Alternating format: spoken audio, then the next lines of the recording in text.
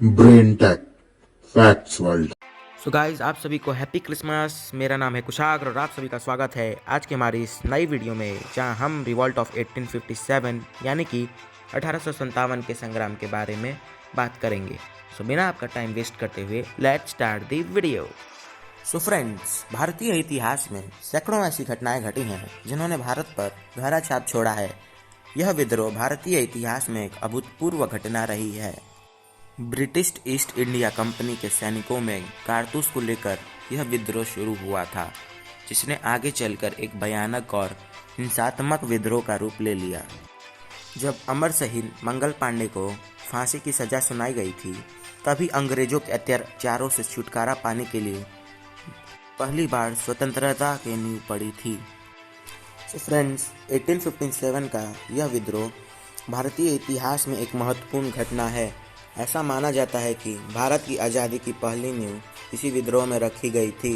British east India company के शासन के खिलाफ 1857 में एक व्यापक स्तर पर भारतीयों द्वारा विरोध किया गया था। गुलामी के समय में ऐसा पहली बार हुआ था जब आम लोगों भी सड़कों पर प्रदर्शन के लिए उतरे हों। यह व्यापक विद्रोह ब्रिटिश ईस्ट इंडिया कंपनी की सेना के सिपाहियों द्वारा शुरू किया गया था। आगे चलकर आम जनता ने भी इसी का विद्रोह बड़े स्तर पर करने लगी। क्योंकि यह विद्रोह भारतीय सैनिकों द्वारा प्रारंभ किया गया था, इसलिए सर्वप्रथम इसे सिपाही विद्रोह कहा जाता था। आगे चलकर इस विद्रोह को कई नाम से जाना गया, जैसे भारतीय विद्रोह, महान विद्रोह या स्वतंत्रता का पहला युद्ध इत्यादि।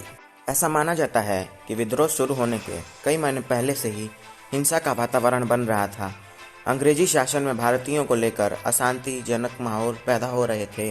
असल में भारतीयों के प्रति ब्रिटिश सरकार की खराब सामाजिक, राजनीतिक, आर्थिक और धार्मिक जैसे अनेकों नीतियों के कारण भारतीयों में असंतोष ने बड़ा रूप ले लिया, जिसके परिणाम स्वरूप विद्रोह हुआ। 1857 के विद्रोह की शुरुआत सैनिक विद्रोह से हुई, इसलिए सैनिक तत्कालीन कारण के बाद केंद्र थे। ब्रिटिश ईस्ट इंडिया कंपनी के सैनिकों में भारतीयों की संख्या गोरों के मुकाबले अधिक थी। एक अफवाह फैली थी कि नई एनफील्ड राइफल के कारतूस को बनाने में गाय और सुअर की चर्बी का प्रयोग किया जाता है।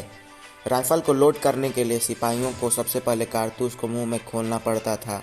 सैनिक में हिंदू और मुस्लिम दोनों सिपाहियों की संख्या अधिक थी। जब यह अफवाह चारों तरफ फैल गई तो सिपाहियों ने इनका इस्तेमाल करने से इनकार कर दिया। हिंदू और मुस्लिम दोनों धर्मों के लोगों के अपमान के कारण लोगों को गुस्सा चरम पर पहुंच गया। लॉर्ड कैनिंग ने अपनी गलती को सुधारने के लिए संशोधन करने का प्रयास किया और कारतूस को वापस ले लिया, लेकिन तब तक पूरे देश में अशांति बहुत बढ़ चुकी थी। कारतूस के बदले नई राइफल ने जगह ले लिया, लेकिन मार्च 1857 को एक सैनिक मंगल पांडे ने नई राइफल के प्रयोग के विरुद्ध आवाज़ उठाई और अपने ही सीनियर अधिकारियों पर हमला कर दिया। मंगल पांडे को 8 अप्रैल 1857 को फांसी की सजा सुना दी गई। मंगल पांडे की फांसी के बाद मेरठ में कई भारतीय सैनिकों ने भी नई राइफल के प्रयोग से इनकार कर दिया। परिणाम स्वरूप उन्हें भी 10 वर्ष की सजा सुना दी गई। गाइस, ये था पार्ट 1। पार्ट 2 के लिए हमारे चैनल को सब्सक्राइब कीजिए, शेयर कीजिए और 150 लाइक के टारगेट को कंप्लीट कीजिए।